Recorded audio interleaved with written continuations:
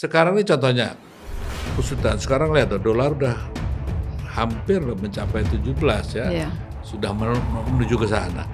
Orang pasti bilang, wah ini payah nih Prabowo, padahal ini kan tanaman dari yang sebelumnya sudah sakar PDW bangun seenaknya gitu kan ya. Nah, tapi kan akhirnya namanya hebat, bapak pembangunan lah, pembangunan infrastruktur.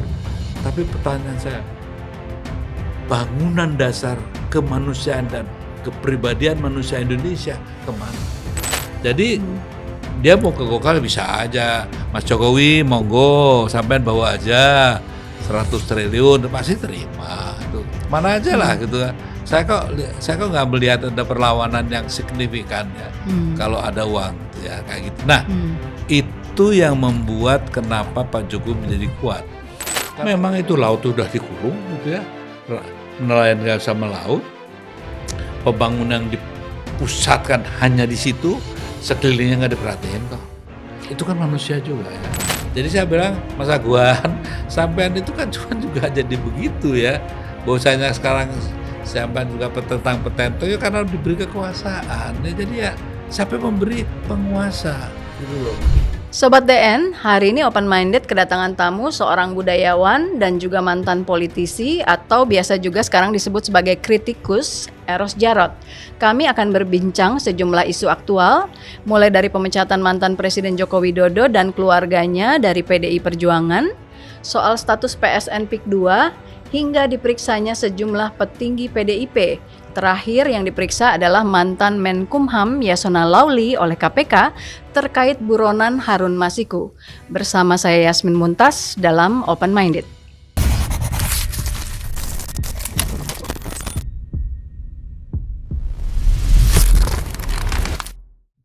Ya, Mas Eros, terima kasih ya udah menjadi tamu saya di Open Minded pada hari ini. Mas Eros, beberapa hari lalu kan Jokowi beserta keluarganya, Gibran dan juga Bobi dipecat dari PDIP. Nah, Mas Eros sendiri melihat keputusan tersebut adalah keputusan yang tepat timingnya atau terlambat atau seperti apa? Pertama dipecatnya dulu aja, wajar-wajar aja lah itu. Dan Pak Jokowi juga nggak usah overacting gitu ya. Sudah tahu kok itu layak dipecat itu sudah sebetulnya lama ya. Sejak mulai Pilpres itu kan sudah ya mungkin pertimbangan itu yang kemudian jadi pertanyaan ya masyarakat. Nah kita tahu sendiri lah mungkin ada pertimbangan taktis politis ya. Kan agak brutal kan itu ya orang ini sehingga mungkin ada pertimbangannya sebelum nanti melewati fase tertentu ya kan ada hal-hal yang mungkin bisa membuat posisi PDIP tidak diuntungkan ya itu pertimbangan yang wajar-wajar aja walaupun menurut saya terlambat ya harusnya lebih cepat aja enggak apa-apa kok terlalu mengkhawatirkan gitu ya. Nah ini yang membuat sebetulnya Pak Jokowi menjadi luar biasa. Padahal menurut saya sih nggak, ya biasa-biasa aja gitu ya. Nggak ada masalah yang luar biasa kok gitu. Dia kuat karena mungkin di belakangnya memang dia berhasil membina para oligark ini menjadi supporter dia yang sangat luar biasa ya. Nah begitu kita kan belajar dari negara-negara lain lah ya. Jack Ma kurang apa ya. 1 minggu langsung gak ada suara itu ya. Enggak juga sampai itu yang dari Rusia juga begitu ya. Jadi tergantung sebenarnya maunya apa gitu kan. Kekuasaan yang sekarang dimiliki oleh Pak Prabowo juga dipertanyakan juga kenapa kok lamban begini ya. Kenapa kok masih harus sowan segala gitu ya. Tadi kan Mas Eros sempat bilang bahwa apa ada kekhawatiran kalau misalnya dipecatnya misalkan yang lalu gitu, maksud sebelum Pilpres gitu ya, atau sekarang. Tapi mungkin kayak PDIP diduga ya punya alasan lain. Misalnya kalau sebelum Pilpres takutnya atau khawatirnya ada playing victim atau apa, atau malah justru dapat simpati dari orang kalau dari masyarakat gitu. Nah Mas Eros melihatnya seperti apa? Itu berlebihan aja lah ya. Kalau kita menjelaskannya tidak usah juga dengan rasa kebencian itu kan. Dalam politik kan biasa-biasa aja, wajar-wajar aja itu kok. Bukan hal yang luar biasa gitu. Seseorang yang tidak inline lagi, ya dipecat biasa. Orang yang balelo kalau bahasa Inggrisnya gitu, dipecat kan biasa-biasa aja, bukan hal yang sibuk. Nah ini yang diperbesar. Dan juga menurut saya apa yang didugakan juga terlalu kalau orang Inggris bilang ngodro-dro, terlalu ngapain sih harus terlalu jelas-jelas saja dipecat karena 1, 2, 3 selesai. Sehingga tidak perlu lagi ada alasan begini begitu ya. Dulu pada saat Pilpres tidak mendukung ini, udah jelas-jelas dia melakukan hal-hal yang di luar ketentuan dan garis perjuangan partai, kan garis perjuangan partai.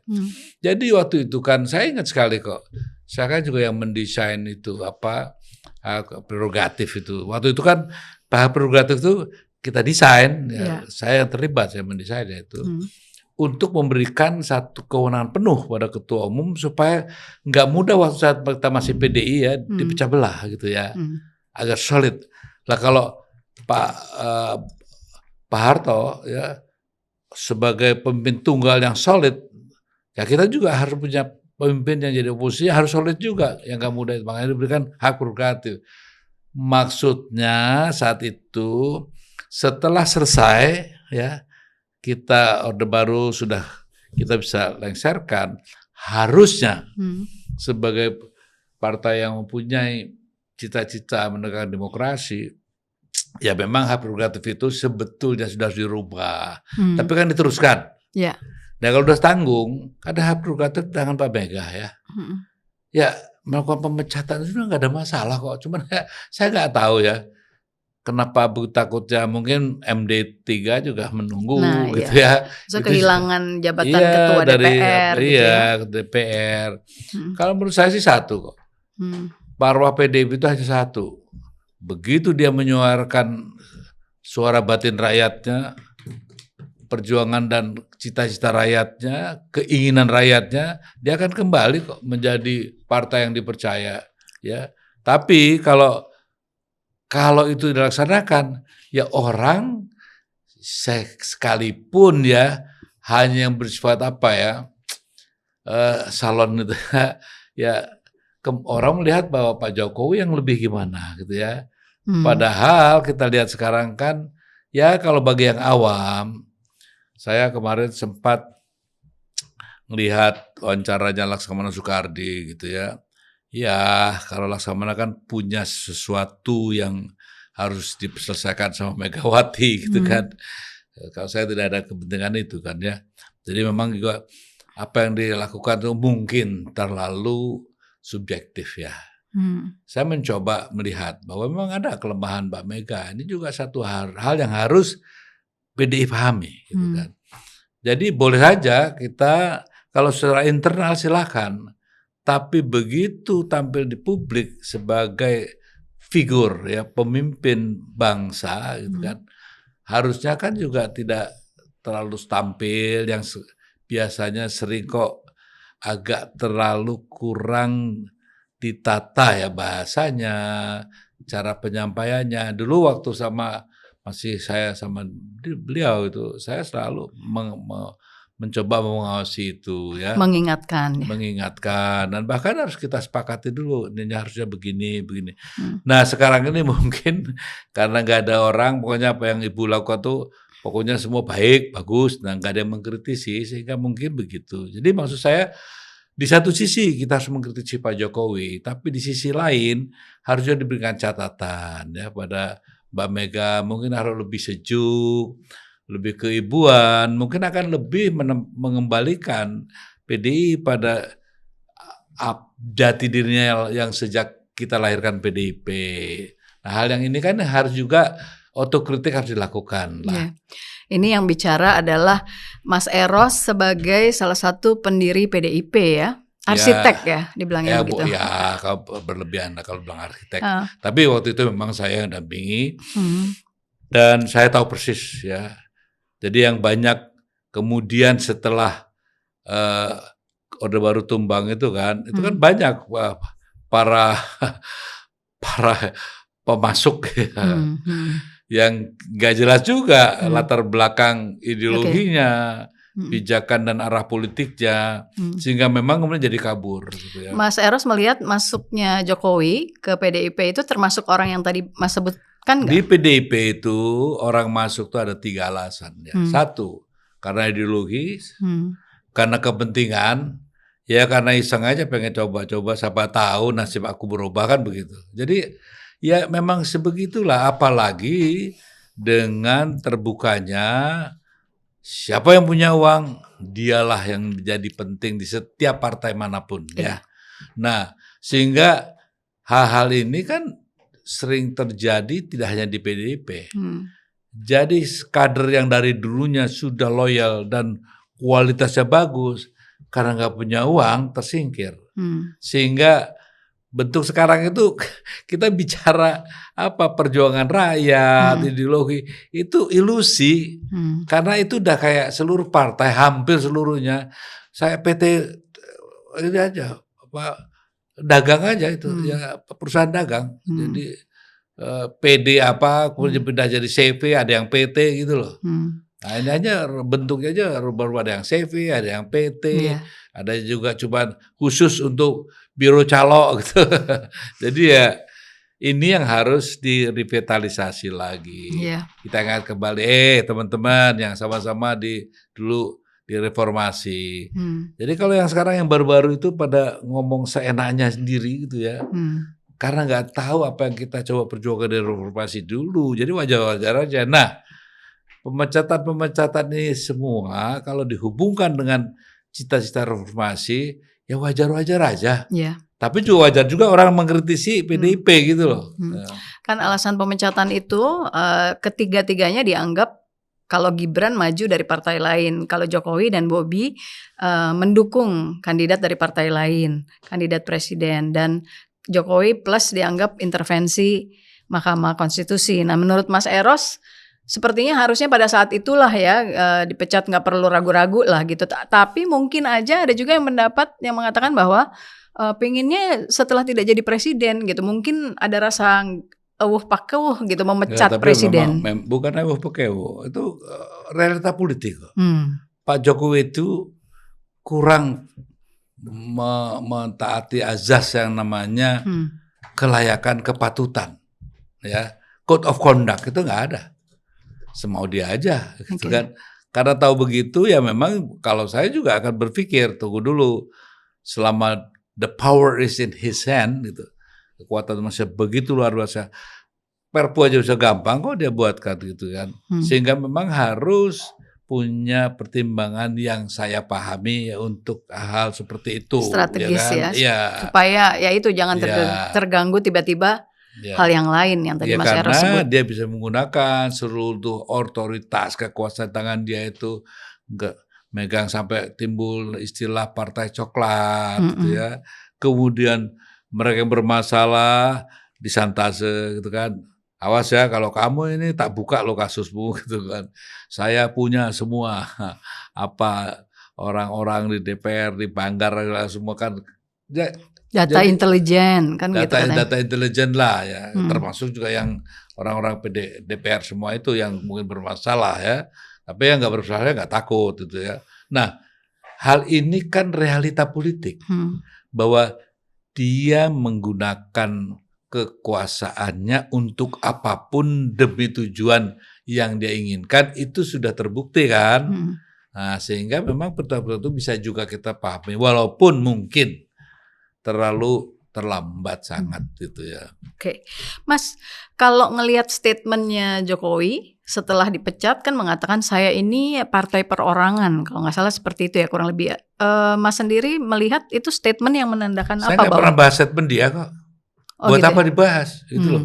Karena ya sudah orangnya seperti itu ya. Dari awal saya sudah peringatkan kok Mbak Mega ya. Ini perdebatannya ya kan. Setelah jadi begitu, sejak awal masuk saya sudah pahami itu. Bahkan akan jadi beginian, bukan saya sok jadi kayak dukun politik, tidak.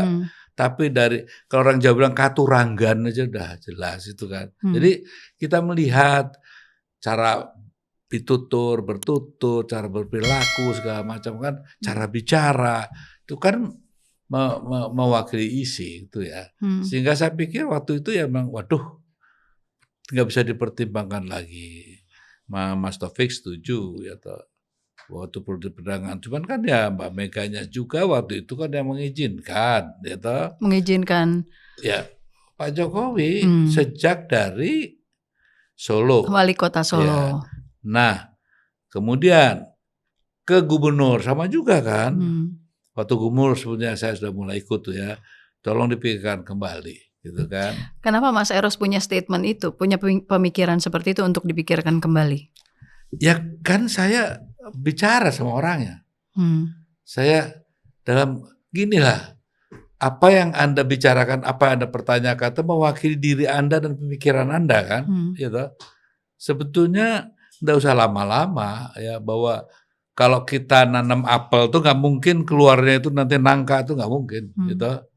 Jadi nggak usah heran, maksud saya ini buah yang dipetik dari hasil tanaman dulu, gitu. Nah, waktu Gibran pun sama.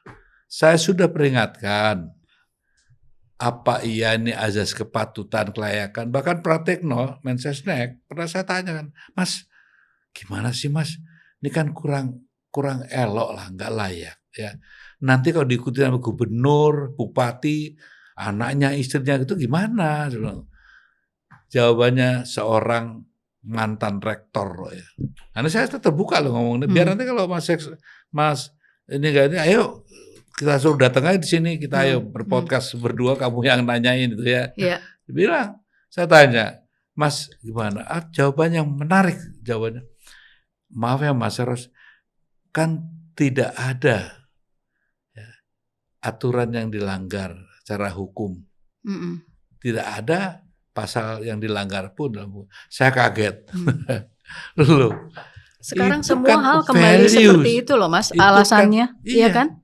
Kan ini kan masalah code of conduct ya, azas kepatutan dan kelayakan, dan juga seorang pimpinan itu sebagai contoh ya, jangan sampai abuse of power nanti kan jadinya. Nah ini kan kalau mantan rektor begitu jadinya begini ya wajar-wajar aja, pada sekarang ini kan baru dirasakan.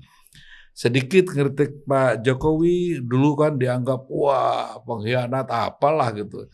Saya pun waktu kritik Pak Jokowi secara baik, karena saya juga bantu dia kok waktu di awalnya ya. Saya mengkritik, saya kalah, ya sudah dia jadi ya saya harus bantu dong, nggak bisa. Kan sebagai wakil negara saya harus bantu presiden yang terpilih gitu kan. Nah ini tanya aja saksinya Mas Pratek lah, tanyain aja lah gitu. Mudah-mudahan dia bisa diundang ke sini, terus siapa sama Mas Eros Jarot itu ngomongnya ya. Nah, itu jadi lebih jelas rakyat itu akan clear semuanya ya. Tidak ada fitnah, tidak apa. Itu yang jangan sampai sekarang ini kan. Hal kalau lagi tidak suka sama Jokowi itu semuanya jelek gitu. Nah sekarang ini lagi gak suka sama Mbak Mega karena kalah gitu, semuanya jelek. Dulu wah ibu yang teladan, ibu yang wah sudah pokoknya gitu. Nah waktu Pak Jokowi juga wah ini presiden yang gini gitu. Sekarang kalangan oposisi banyak yang suka sama PDIP karena merasa ada teman, kan seperti itu ya, juga Mas. Dalam politik itu biasa ya. Lawan saya adalah kawan. Jadi itu biasa satu hal itu. Dan gak usah juga terlalu heran gitu kan. Orang yang katanya lu dimaki-maki gitu ya kan. Saya kan tahu apa yang dikatakan Mas Prabowo, Pak Presiden ya, Pak Prabowo itu pada Wiranto kan. Tanya aja Prabowo betul nggak sih itu yang dikatakan Mas Eros itu kan. Lalu bagaimana dia bicara soal Prabowo, Hashim juga tanya lah ya. Siapa yang bicara Eros Jarot itu ya, yang bilang memang begitu. Tapi kan ini kan politik itu kan dinamis ya, dan juga tidak harus berhenti di tempat ya. Sehingga apa yang dilakukan Prabowo dan Hashim wajar-wajar aja kok. Kenapa? Prabowo juga pernah waktu dia kok saya ditipu di batu tulis. Saya bilang, wow ini bukan kontrak dagang, ini kontrak politik. Gitu. Jadi ya jangan dikira seperti kontrak transaksi jual beli barang gitu. Enggak, ini politik ya. Jadi ya kalau merasa, saya bilang kalau ada dua orang sedang melakukan satu percakapan, kemudian pada satu kesimpulan bekerja sama kayak atau apa, yang satu merasa ditipu, komentarnya satu, oh yang satu pasti lebih pintar, lebih cerdas dan lebih cerdik. Ini dalam dunia politik ya Mas, karena perjanjian batu tulis itu pas 2009 diharapkan atau dijanjikan 2014 akan di PDIP akan mendukung pencapresan Prabowo. Faktanya akhirnya jadi dan saya Jokowi. Karena Prabowo itu orangnya polos kan, dia bukan orang yang saya kenal dia tuh bukan orang yang jahat pikirannya, orangnya itu ya walaupun ada penampilannya kan agak serem gitu ya. Tapi kalau lagi bercanda gini kan very talkative juga, orangnya penuh humor gitu kan ya. Dan saya kalau nggak lihat dia bukan orang pernah jahat sama orang gitu ya. Mas, tadi kan Mas mengatakan bahwa sebenarnya dari awal sudah memperingatkan gitu ya terkait majunya Jokowi ke wali kota dan juga Pilpres. Jadi kalau Mas wali Aaron, kota saya nggak terlalu Pilpres ya pada saat 2014 gubernur ya. Dan Pilpres, Gubernur dan Pilpres. Oke ya, gubernur dan Pilpres. Dan terus berarti Mas termasuk yang agak beda ya, karena banyak orang yang dari awal justru merasa nih banyak teman-teman PDIP misalnya atau pemilih atau yang merasa kok kayak quote and quote tertipu ya, bahwa awalnya merasa seperti ini ternyata sekarang seperti ini gitu. Orang kita kan senang yang simbolik gitu. Ini simbol dari wakil dari seluruh figur kerakyatan. Kenapa? Oh karena sering pakai baju yang dikeluarin gitu ya. Terus belusukan kemana. Kalau saya sederhana menilai seorang pemimpin dari keputusan politiknya. Kebijakan politiknya itu jadi pegangan saya. Jadi kalau yang dilahirkan tuh kebijakan politik yang menurut saya kok tidak pro rakyat gitu ya. Contohnya aja Omnibus Law aja, banyak hal-hal ya yang gitu. Kemudian beberapa kayak Perpu yang dikeluarkan ya, dan semua itu yang masih merupakan hal yang sebetulnya sudah kita bisa baca sebelumnya bahwa akan terjadi begini. Terus sakar PDW itu juga sudah kelihatan bahwa kemudian 17 Agustus yang kita harapkan satu peristiwa perayaan yang hikmat yang gimana, dangdutan anak kecil pada jogetan, ya itulah. Dan memang segitu gitu. Jadi ya nggak usah kita persoalkan lagi setelah terjadi. Sebelum terjadi harusnya ada hipotesenya dulu dong ya. Sudah jadi tesis, ada antitesis, silakan. Tapi kalau sudah dari awal yang sudah nggak ada gitu-gituan, ya sudah, terima aja. Nah, sekarang ini contohnya, Usutan, sekarang lihat dolar udah hampir mencapai 17 ya, sudah menuju ke sana. Orang pasti bilang, wah ini payah nih Prabowo, padahal ini kan tanaman dari yang sebelumnya sudah sakar PDW bangun seenaknya gitu kan ya. Nah, tapi kan akhirnya namanya hebat. Bapak pembangunan lah, bangun infrastruktur. Tapi pertanyaan saya, bangunan dasar kemanusiaan dan kepribadian manusia Indonesia kemana? Ya toh. Sekarang ini kan negara ini dikuasai kaum oligark kok ya. Budaya kaum oligark itu jadi terpatri di peradaban kita sebagai bangsa gitu ya. Korupsi udah biasa sekarang kok. Ya bahwa sekarang ini aja lagi katanya lagi musim-musim berantas korupsi. Gampang. Dan dulu kan saya sudah bilang pembuktian terbalik aja lah. Kalau nggak ada hukum bikin perpu bisa kok ya. Cobalah ada seorang jenderal rumahnya gede gede gitu. Dari mana Anda bisa dapat itu? Ya toh. Seorang anggota DPR yang baru berapa periode sudah punya rumah begitu, ya toh. Saya yang ikut melahirkannya, rumah saya tetap di situ kok gitu kan ya. Jadi gampang kok ya. Dulu nih orang sering minta saya nih kalau pulang ke sana aja, oh Mas nggak ada uang transport nih Mas. Sekarang begitu bisa dilihat. Jenderal bisa kita hitung ya, jenderal berapa sih satu bulan ya. Bisa nabungnya gimana caranya kan itu kan. Nah ini hal seperti itu gampang. Jadi jangan kita jadi bangsa munafik gitu ya. Ayo kita berantas korupsi. Kok susah-susah amat sih itu? Itu kan banyak sekarang di Mas Prabowo Sampean kan tahu tuh para menteri-menteri sampean, boleh ditanyain sesuatu gitu ya. Ini dari mana, itu dari mana, kan gampang tuh ya. Yeah. Jadi maksud saya, kita ini senang membuat langkah-langkah yang gebrakan-gebrakan, ya, yang mengejutkan. Tapi setelah itu jadi terkejut sendiri yang membuat gebrakan. Dan mungkin harusnya pencegahan ya, upaya pencegahan Iya daripada dong, pemberantasan betul. gitu Saya kan sebetulnya. kalau dokter saya lebih sedang mencegah penyakit daripada ngobatin penyakit.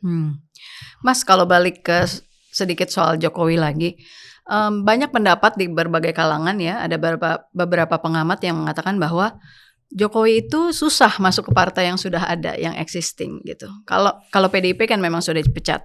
Kalau ke Golkar itu susahnya banyak veto playernya, banyak faksi-faksi.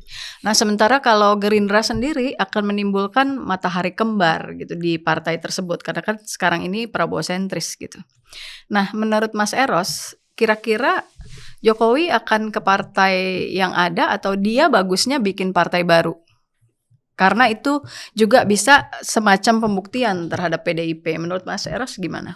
Ya sebetulnya sih kalau sekarang dianalisa, ini kan analis politik aja ya, yang terlalu berlebihan ya, yang wah kayak saya kan biasa bikin sesuatu dianalisa di lapangan politik itu luar biasa, padahal itu hal yang kebetulan aja saat itu kita lakukan gitu loh ya. Wah, di macam-macam. Sama aja begini. Sebetulnya apakah Golkar akan nanti ada begini-begini? Ya, itu sih tergantung. Begitu nanti Jokowi bisa sama para oligark itu, ada sekian triliun nih tersedia nih buat 2029.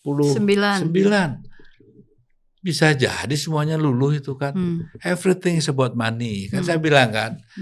Jangan membahas itu seolah-olah partai politik masih menjalankan fungsinya dalam konteks pemahaman sebuah masyarakat atau negara berdemokrasi. Sekarang ini kan sudah saya jelaskan tadi, partai itu mengecil menjadi seperti itu artinya atau fungsinya, perannya. Jadi dia mau ke Golkar bisa aja, Mas Jokowi monggo sampean bawa aja 100 triliun pasti terima itu. Mana aja lah gitu kan. Saya kok nggak melihat ada perlawanan yang signifikan ya. Kalau ada uang gitu ya kayak gitu. Nah, itu yang membuat kenapa Pak Jokowi menjadi kuat. Karena kaum oligark kan punya kepentingan ya. Kepentingan itulah seperti lahirnya PSN, itu kan satu hal yang berkaitan.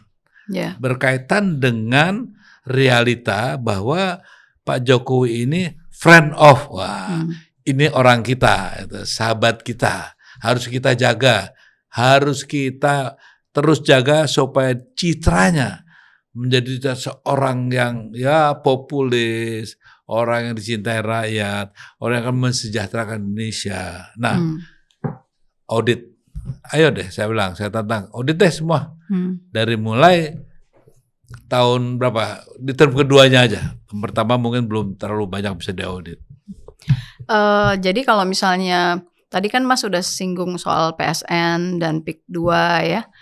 Jadi kalau Mas Eros melihat menjadikan PIK 2 sebagai masuk dalam PSN itu ya nggak tepat ya?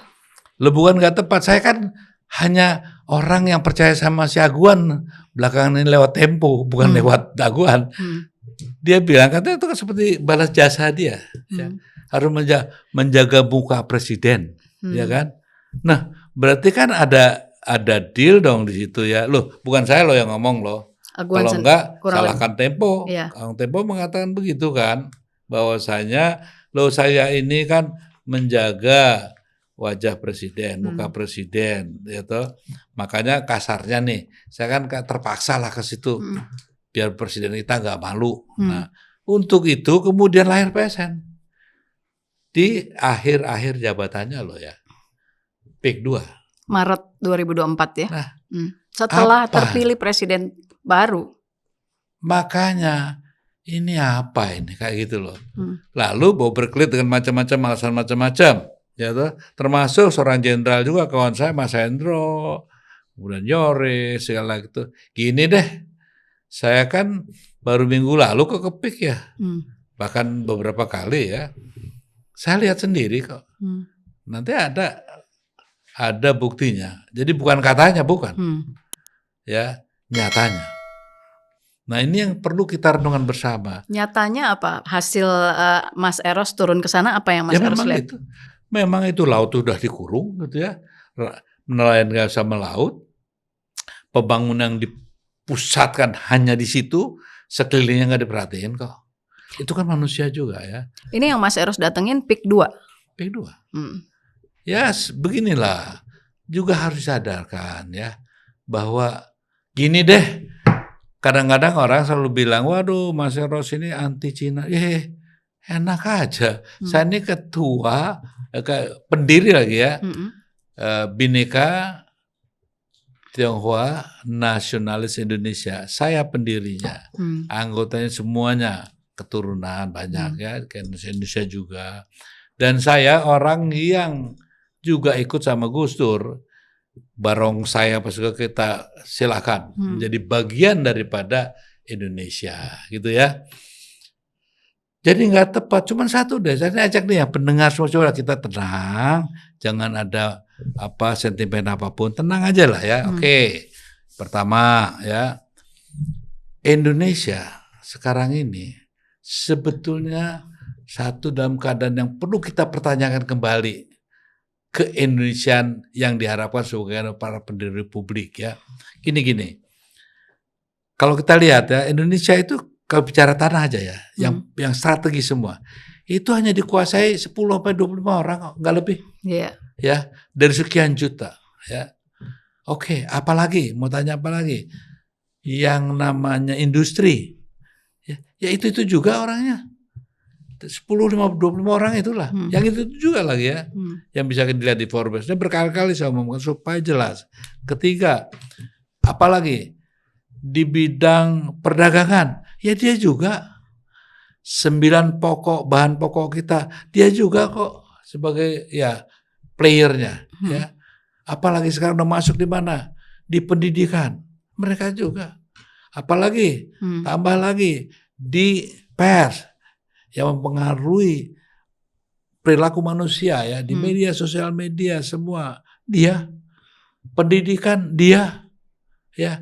Sekarang yang merambah lagi hukum dikuasai dia. Kemudian juga militer lalu pertanyaan saya,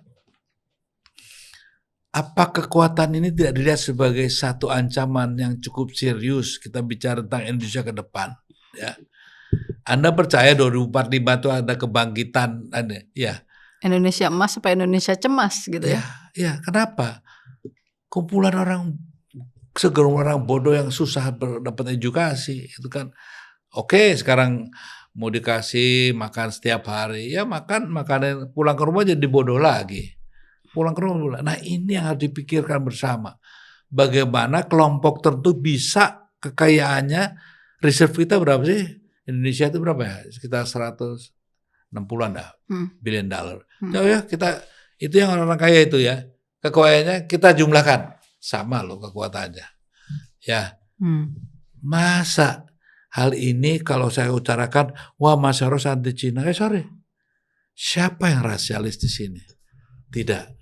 Tapi yang setahu saya, jadi ginilah nih para konglomerat ini, tolong ya, nama saya Eros Djarot. Saya orang yang menemani Nyohan Siang. Kalian pasti tahulah, kalian belum kaya waktu itu ya. Nyohan Siang. Saya diajarin dia. Bahkan pada saat dia mau meninggal, aku masih bilang sama saya, Eros kamu catat. Tahun 75 kalau nggak saya. Saya nemen dia bilang 75-76 lah. Nanti akan ada orang kaya. Itu udah tahun 80-an kemudian ya. Orang yang namanya Lim Sulyong. Bener aja tahun 70 berapa ya. Boomingnya oil, ya, lahirnya kan. Konglomerat ya. Nah itu jadi saya ngerti betul apa yang dikatakan Johan Siang ke saya, bagaimana cara mereka merekrut gitu ya.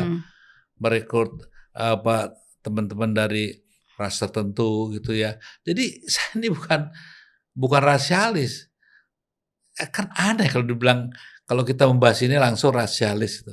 Langsung rasialis. Mungkin ada teman-teman, kayak contohnya sekarang, Said Didu pun ya, itu kan suara Said Didu itu bukan, kita ini civil society, direduksi menjadi suara personal war-nya Said Didu. Memang sengaja dibuat Said Didu versus Aguan, itu bukan urusan saya.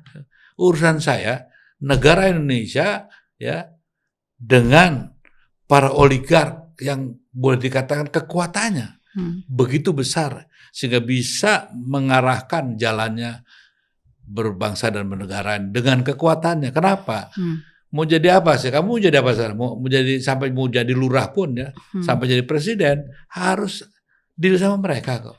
Mau berubah apapun harus deal sama mereka. Nah ini yang sudah mengerikan. Makanya mengusir orang pun ya, seperti yang dilakukan di PIK, itu dianggap satu hal yang wajar untuk membangun Indonesia ke depan. Artinya memperkokoh kekuatan mereka itu menjadi polisinya negara. Saya keberatan. Karena masuk status PSN itu, jadi lewat PSN salah satunya, yang lain dong ya. Karena prakteknya sebenarnya sudah terjadi sebelum status PSN. Ya. Itu yang menimpa beberapa hari lalu. Betul. Kami mengundang Charlie Chandra. Oh, itu, Charlie juga tanya Charlie kan datang ke saya juga gitu kan. Nah, apakah kalau saya juga membela, nah gini aja deh, tolong nih bapak-bapak para konglomerat, para oligark ya, tanya deh, ada tuh cim-cim yang saya selamatkan tuh ya dari penduduk apartemen yang di tingkat 21 dimatiin lampunya, dimatiin airnya. Emang kalian yang membela encim-cim itu? Ya enggak. Si encim-cim itu kami yang bela. Kalau saya rasialis, ya saya diemin biar mati aja lu kan gitu ya. Tapi tidak, dia manusia. Dia warga bangsa saya. Saya cita-cita saya mendirikan BTN itu ya. Saya tidak ingin lagi orang hanya karena dilahirkan dari rahim seorang yang keturunan Tionghoa, kemudian dianggap difinalisasi bahwa kamu non-pri gitu kan, bukan kita. Loh, kapan mau jadi Indonesia mereka kalau kita terus? Nah, sementara saya sedang melakukan begitu ya, merangkul semuanya, ayolah ya. Kalian kan juga gak pernah minta juga waktu mulai dari rahimnya Arab, Indonesia atau keturunan Tionghoa, kan enggak. Mereka dilahirkan. Yang paling penting dilahirkan Indonesia, cinta Indonesia, menjaga Indonesia, kompetensi tinggi gitu ya. Dialah Indonesia. Nah ini yang sedang saya coba. Tapi dengan arogansi sekarang ya, yang seperti itu. Ngapain sih bikin PIK itu harus import liong sepanjang 100 sekian meter. Itu kan saya bilang gimana sih nih? Saya nggak ngerti gitu ya. Terus ada seorang yang namanya Purnawirawan Jenderal masih bilang bahwasanya orang-orang kayak kita mengada-ada. Dia ngerti nggak sih itu Indonesia itu apa gitu?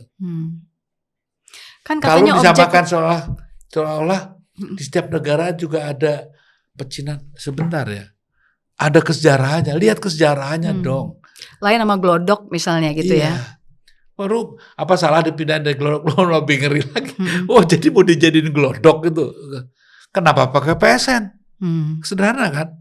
Pemikiran yang tapi tidak. Misalkan ada excuse Mas, seperti yang maaf saya potong ya, bahwa ini kan nanti ada objek wisata, bisa jadi tempat wisata dan sebagainya seperti itu. Dan yang kemarin kami juga mengundang jubir dari PSN mengatakan, jubir dari PIK 2 mengatakan yang berstatus PSN itu tidak akan jadi properti, artinya jadi semua hal-hal yang untuk kepentingan umum, artinya bisa menjadi daya tarik, ada kayak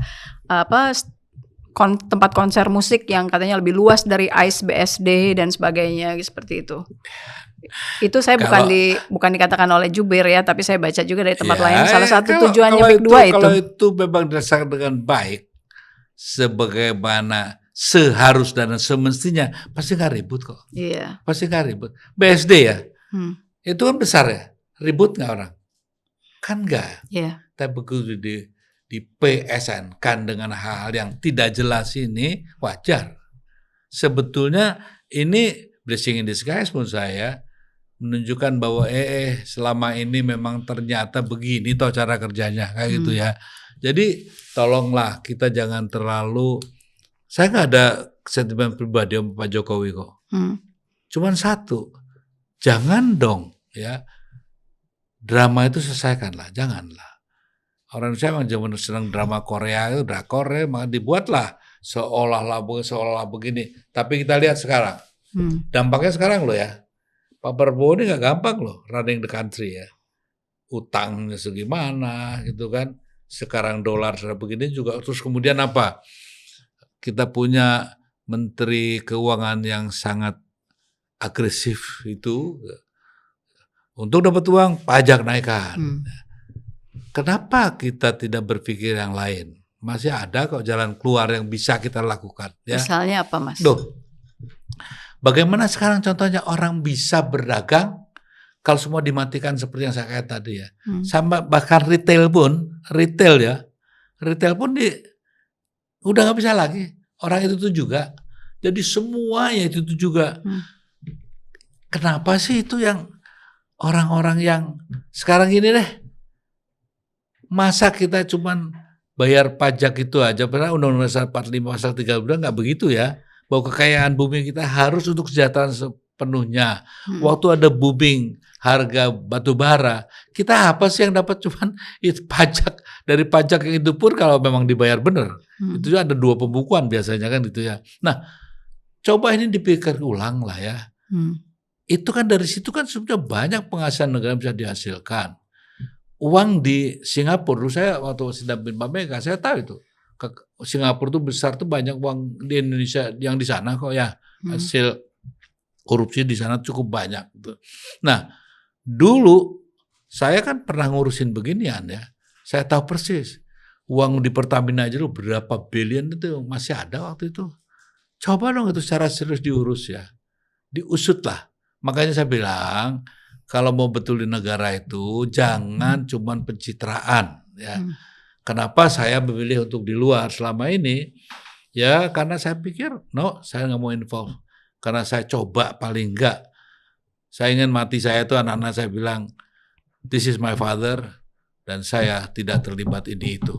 Saya trying to be consistent itu aja. Jadi Mas, kalau kembali ke soal PIK 2, berarti harusnya status PSN itu dilepas dari PIK 2 atau PIK 2-nya sendiri yang harusnya kan itu sampai PIK 10 atau 11 gitu Mas. Jadi itu yang harusnya tidak dilaksanakan atau ini seperti apa harapannya? Yang bikin desain orang ini nggak ngerti Indonesia lah udahlah. Nggak usah dilibatkan dalam pembangunan Indonesia itu kan. Itu hanya merusak semuanya. Jadi bayangan kalau sampai PIK 10, tahu nggak luasnya segimana? 9 kecamatan katanya sampai hampir Serang, sampai dekat ke Serang. Makanya itu kan bisa nanti lebih besar Singapura gitu kan. Jangan-jangan nanti ya makanya ada lahirlah istilah yang saya bicarakan di satu podcast negara dalam negara. Tolonglah secara dingin lihatnya. Jangan karena bapak-bapak kita ini Pak Jenderal-Jenderal yang sudah ya hidup dalam zona nyaman. Oh ini bagus semua, bagus ini pembangunan akan memberikan yang akan memberikan lapangan kerja ini ya lapangan kerja buat siapa kan itu gini sebentar ya ada hal saya suka itu lapangan kerja cuman satu menjadikan bangsa ini bangsa kuli itu yang saya tidak mau ya jangan tuannya yang itu aja saya nggak mau itu let the people becoming biarkan mereka juga menjadi tuan juga, ya menjadi hal yang bisa tidak harus jadi pelayan toko aja, ya kan gitu pangkatnya apa sih pelayan toko itu, pelayan toko pembersih apa kotoran itu kan itu yang dimasukkan lapangan kerja. No, saya inginkan bangsa Indonesia juga bisa ya. Saya punya banyak teman-teman Palestina ya, negara yang begitu hancur-hancuran dihajar gitu. Melahirkan para CEO yang hebat itu banyak orang Palestina ya. Banyak juga orang India itu ya. Semua CEO yang keren-keren itu biasanya orang India juga ya.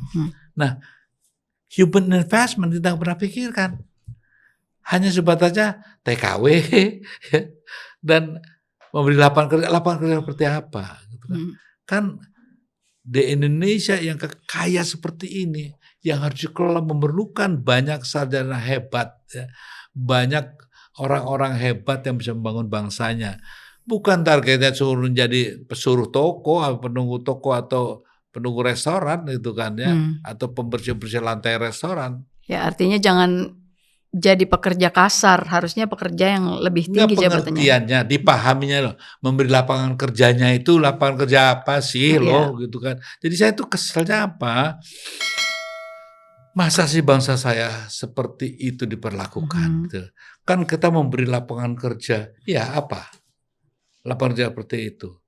Kita bisa berikan lapangan kerja yang lebih baik dengan pendidikan yang lebih baik gitu ya.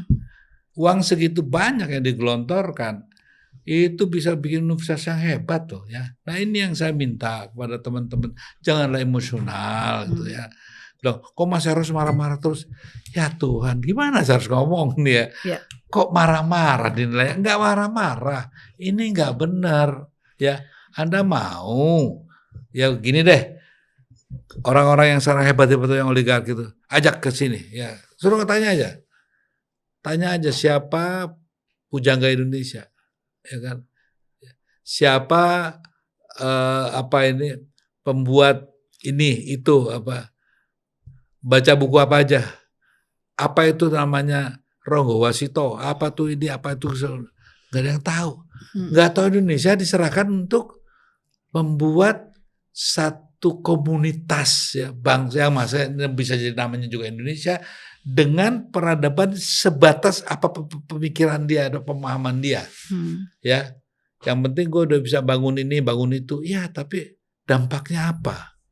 Itu yang nggak persis seperti juga waktu saya ngelawan 21 waktu pertama kali, saya diserang habis-habisan. Apa yang terjadi? Semua bioskop di tingkat 2 ya. Nggak ada cuma di provinsi ya. Dan karena di provinsi itu film-filmnya ya kita tahu lah ya. Orang daerah nggak bisa, nggak punya ini. Sementara yang namanya pundi-pundi uang perfilman itu Indonesia ya ada di daerah. Nah ini kan sengaja memang dibuat demikian. Kita yang orang-orang nggak punya kekuatan. Ya ini lagi, semua dibikin begitu gimana? Masa harus saya bilang hebat? Ya nggak mungkin. Pokoknya saya ada yang bilang saya nggak enak, ya ayo dong, ayo kita ngomong yuk. Gak usah marah-marah, ayo ngomong. Siapa? Mas Hendro silakan, ayo kita kapan Mas Hendro? Ayo kita ya sama teman-teman kita duduklah. Joris, ayo sama saya kita duduklah. Berarti mau ya kalau diketemuin di sini? Oh mau, sangat mau itu kan. Jadi jangan cuman bilang ini orang-orang yang karena nggak kebagian, maaf ya, dibagi pun dari uang haram saya nggak mau kok. Gitu. Itu saya bisa buktikan. Tanyakan Megawati, tanyakan teman saya di PDIP, siapa saya gitu kan. Jadi bukan sombong ya, karena memang begitu. Karena saya tidak mau. Bisa tanyakan Antoni Salim, bisa tanyakan siapa Usman Danamon, tanyakan tuh ya gimana saya gitu. Mas Eros kan juga ketua Komite Indonesia Bebas Mafia, tuh bajunya ada tulisannya Kibas tuh, ketutup. Nah, KIPMA. Ketua Komite Indonesia Bebas Mafia, KIPMA. Oh, oke. Nah, Mas Eros kemarin sempat cerita juga di salah satu podcast tentang pengalamannya untuk memberantas atau pada saat dalam posisi seperti itu berhadapan dengan aguan atau mungkin perusahaan lain yang ternyata ujung-ujungnya seperti itu. Bisa diceritain, Mas? Ya gini loh, sekarang sih siapa sih nggak kenal aguan itu aja. Kalau di masalah tanah gitu ya.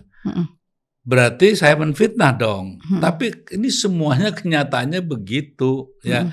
Bahwa saya kemudian yang dimunculkan nama siapa bentar, Hanafi Ali Hanafi ya. Ya. Ali Hanafi ya. Ada yang bilang Ali Hanafi, ada yang bilang Ali Hanafi ya. Intinya itu ya, itu ya. Buat saya memang enggak, itu kan Ali Hanafi. Loh. Saya bilang begini, sederhana aja. Ali Hanafi oke. Tapi sama saja dia ini bilang saya tidak, yang nyolong mobil itu bukan saya kok. Itu curanmor, namanya si Ali atau si Mamat ya. Tapi si Ali si Mamat ini selalu nyetor curian ini ke situ gitu ya. Saya mikir ini siapa nih yang si penada ini? Terus penada juga bahkan kalau kita lihat sedikit lebih jauh, oh dia rupanya sponsornya kan gitu. Bisa jadi begitu kan? Artinya ya memang dia, makanya ada istilah aktor intelektual itu antara lain begitu ya, antara lain. Jadi kita jangan naif lah. Saya nggak ada kebencian. Aguan pun saya kenal pun enggak gitu ya. Saya mau jelek-jelekin juga, apa urusan saya sama dia gitu kan. Katanya saya juga nggak punya tanah di PIK gitu ya, nggak punya apa-apa di sana gitu ya. Yang saya cuma bilang bahwasanya gini loh Mbak, jangan salah ya, bahwa Aguan bisa begitu karena dimungkinkan dan dijadikan dia seperti itu. Oleh siapa? Oleh penguasa. Makanya kenapa yang saya ajukan sebagai terdakwa pertama itu ya para penguasa gitu loh. Karena kalau dia tidak diberi seperti itu, kan penguasa yang buat dia jadi begitu. Jadi saya bilang, Mas Aguan, sampean itu kan cuma juga jadi begitu ya. Bahwasanya sekarang sampean juga tentang petento ya karena diberi kekuasaan. Ya jadi ya siapa yang memberi? Penguasa gitu loh. Nah sampean tahu karena penguasa-penguasa itu bisa dibikin begitu, makanya rasa hormat pun pada penguasa menjadi menurun gitu. Makanya sampai berani ya orang yang nolong sampai namanya Jokowi gitu ya, dibilang bahwasanya saya hanya menyelamatkan mukanya. Wah luar biasa kan? Jadi dia kan lebih powerful dari Jokowi kan itu, ya kan? Nah hal seperti ini, walaupun saya juga banyak berseberangan Pak Jokowi, tapi saya tidak suka ya. Apapun namanya mantan presiden gitu ya. Ya kalau dia bilang itu ya terbuka dari awal dong ya. Nah, kalau yang sekarang setelah dia sudah dapat fasilitas begini begitu, ya walaupun pemberian fasilitas itu saya tentang, tapi yang tidak boleh dilakukan oleh Aguan, jangan gitu dong. Lu itu udah dibantu, udah digini-gini gitu, dibuat begini ya, tiba-tiba lu ngomong, aku cuma mau nyelamat muka dia kok. Kalau nggak gue selamatin gimana, kasihan dia kan gitu, gak bisa kesannya begitu. Ya saya pikir nggak bagus lah, jangan itulah.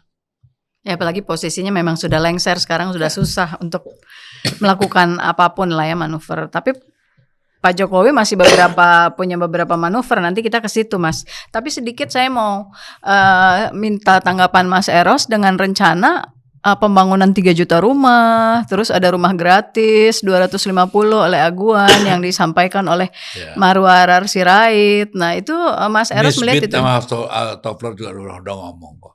Kenapa? Nisbet ya. Ya Nisbet ya. Udah ngomong lama nih. Bandit-bandit ini nanti akan menjadi malaikat penyelamat dengan uangnya, itu terjadi lah. Jadi bisa aja seolah membangun citra bahwa dia adalah orang yang dermawan, rela mengorbankan hartanya buat ini itu. Ya itu kan ada agennya itu kan. Agennya jadi menteri sekarang ya oke lah. Maksud saya hal seperti itu kita jangan cepet-cepet terpukau lah gitu ya. Kan anggarannya aja kan dari Menteri Perumahan kan anggarannya minta dinaikkan. Mas, saya sedikit nge-pause dulu nih ya. Mas Eros bilang agennya jadi menteri. Jadi ya kan, Mas Eros mau bilang Ara agennya Aguan. Kalau dia menyuarakan seperti itu, saya harus katakan. Kan dia sendiri bilang bahwa dia itu partner bisnisnya. Ya. Dengan dia menyuarakan seolah-olah memposisikan, mempromosikan seperti itu dan mengabaikan realita yang dihadapi PIK sekarang dan juga kasus. Saya ini ketua Yayasan Fatmawati yang masih juga itu tanahnya Bu Fat loh ya. Oh gitu ya, yang itu. Itu dibangun seperti itu. Siapa di belakangnya? Kan dia juga gitu kan. Nah pada saat itu memang sayangnya pemerintah juga ternyata ya berdiri membela sana gitu ya. Nah dengan demikian saya melihat bahwa memang keseriusan untuk memberantas mafia tanah itu enggak ada. Orang yang punya tanah malah jadi masuk. Kayak si Charlie kan begitu. Iya jadi dipidanakan. Biasanya begitu, hampir semuanya begitu. Loh punyanya mantan ibu negara ya. Aja berani digituin kok ya. Udah jelas-jelas itu udah manipulasi dari satu yayasan yang sebetulnya tidak punya hak apa-apa. Sudah dikasih tahu. Dibuat sedemikian rupa, masa tiba-tiba yang namanya PK itu udah cuma berapa minggu langsung udah keluar gitu kan. Yang sebetulnya sudah jatuh tempo itu udah nggak boleh itu dilakukan lagi gitu ya. Tapi ya kemudian keluar dan mereka dimenangkan begini, tapi ya salah alamat ya. Jadi kita tetap mengatakan bahwa no. Ya. Dalam hal ini memang banyak hal yang seolah-olah kita tuh ditutup matanya. Yang ditonjolkan bahwa ini loh bantuannya, ini loh bantuannya. Ya kalau bantuan nggak usah lagi loh minta anggaran dinaikin. Kan pakai aja duitnya gitu ya. Kan dari berapa triliun sekarang minta sampai 50-an sekarang triliun tambahan ya. Nah, saya nggak tahu itu mungkin yang harus masih saya tanyakan lagi. Isunya begitu, ini isu loh ya. Jadi menurut saya ya sudahlah, selesaikan dulu aja masalah-masalah yang harus diselesaikan secara baik gitu kan.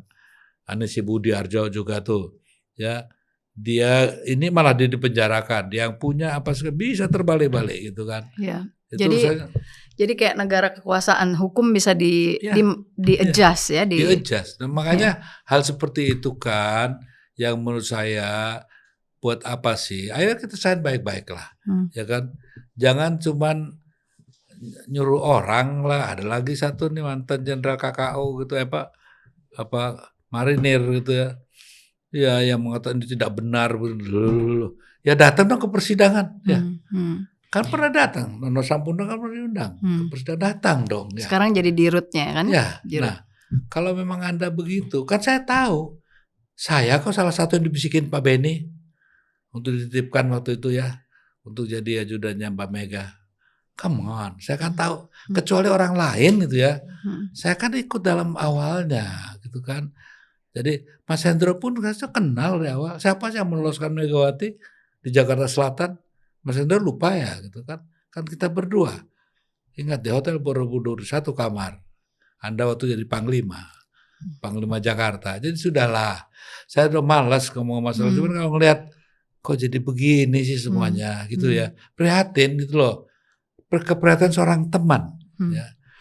Mas, soal PIK 2 ini nanti endingnya seperti apa? Menurut Anda, menurut Mas Eros, apakah Presiden Prabowo akan bisa atau akan membatalkan PIK 2, status PSN PIK 2 karena MUI juga baru mengeluarkan edaran ya, mengeluarkan dalam acara Mukernas ya, dalam Mukernas MUI juga mengatakan bahwa meminta kepada pemerintah untuk mencabut status program strategis nasional PSN atau PSN Pantai Indah Kapuk 2 atau PIK 2 karena banyak mendatangkan kemudaratan bagi masyarakat dan tidak sesuai dengan peraturan perundang-undangan. Nah, dengan banyaknya penolakan ini, yang harus dilakukan oleh Presiden Prabowo adalah mencabut atau membatalkan status PIK 2. Banyak yang harus dilakukan Mas Prabowo.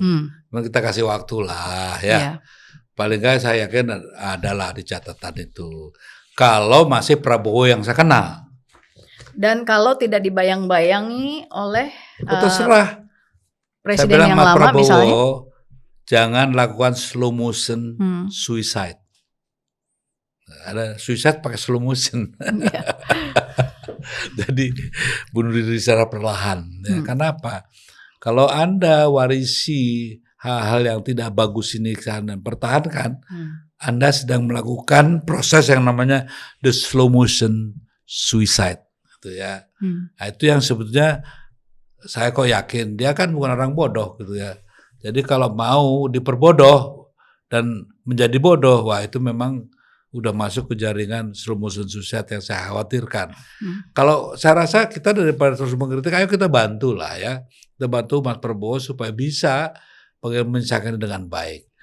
Dengan catatan, kalau orang yang dibantu malah membantu yang tidak perlu dibantu dan bahkan yang dibantu dibilang orang yang merugikannya, ya itu ya sudahlah.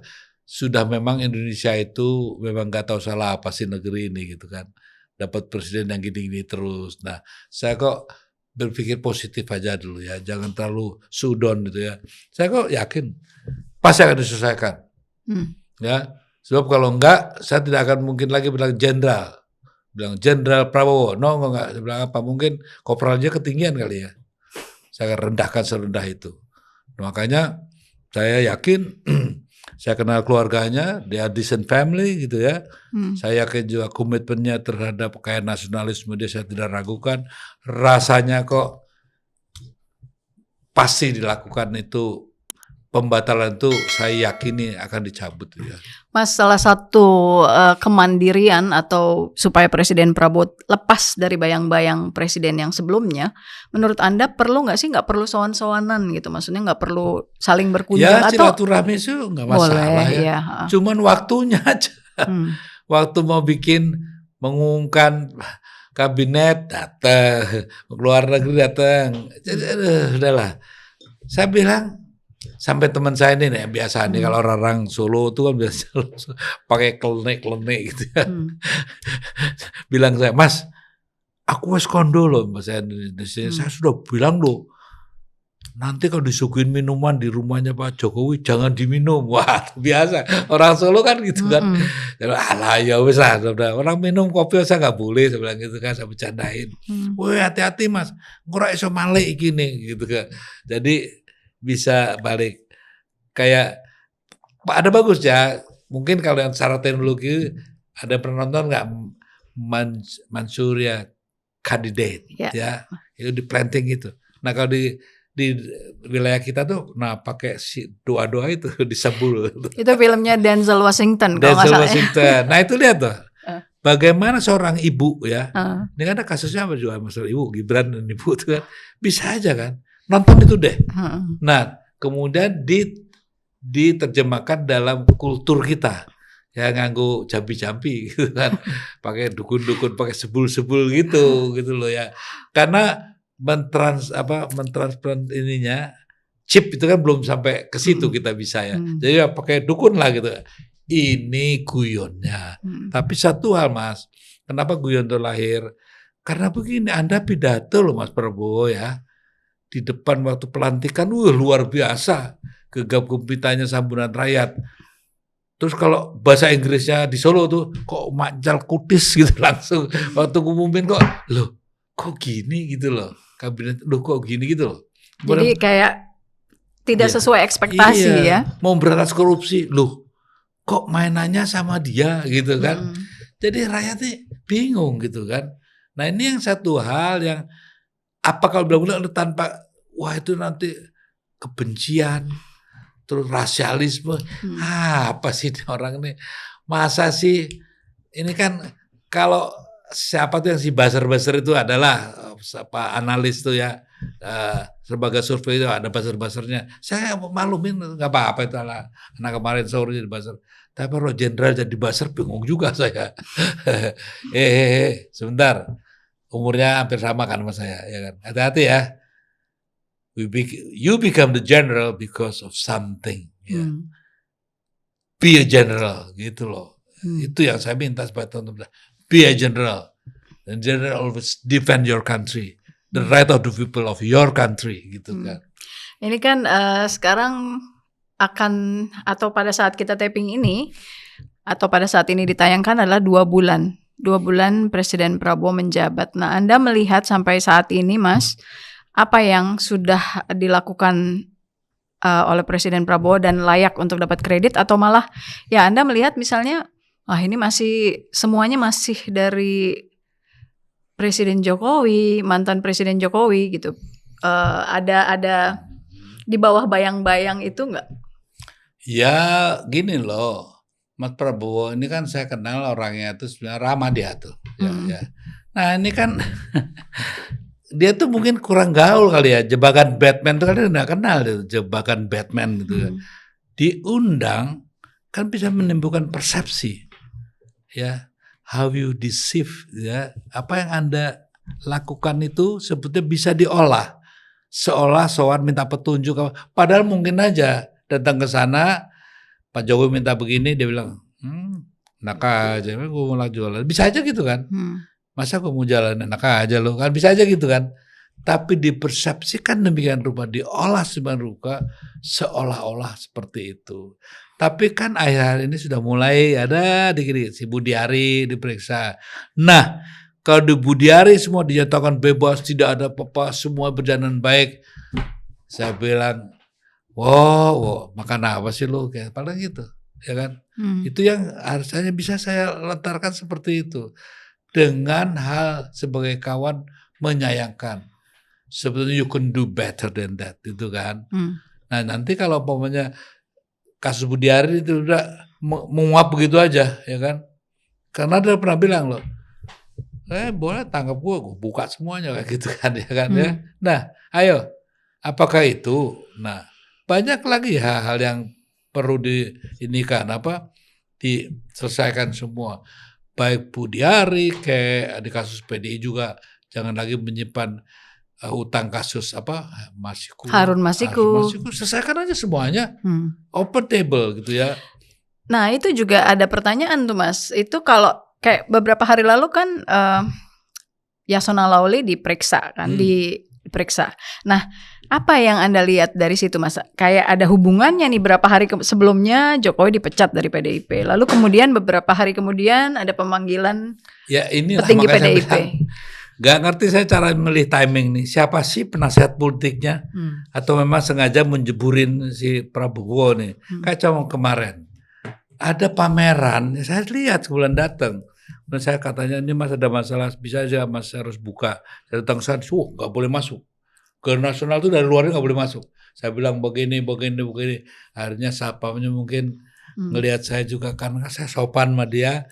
Saya suruh masuk. Begitu masuk, mau masuk ke ruangan pameran nggak boleh. Masa kan jelek nih image-nya presiden atau si Fadlizon ya, Fadlizon sekarang jelek dong image-nya. Seolah inilah rejim sekarang kayak rejim Orde Baru aja. Padahal itu setelah saya selidiki, ini si kuratornya maunya apa sih? Masa yang namanya timing itu dia nggak tahu. Dengan menutup itu tidak bisa dibuka, pameran diminta tidak dibuka, itu kan buruk sekali. Dampaknya terhadap Prabowo, terhadap Fadlizon. Pertanyaannya, apakah Fadlizon mau membusukkan Prabowo?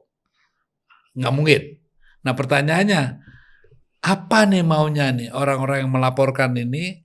Ada dirjen, ada sekjen dan segala itu ya. Rapat katanya memberikan itu. Saya lihat gambarnya. Ya ilah itu gambar yang pernah dipamerkan pada tahun 2002, ada tahun 97 zamannya Pak Harto juga ada gitu. Itu yang dilarang kan stres, saya bilang dulu. Apa-apaan sih ini?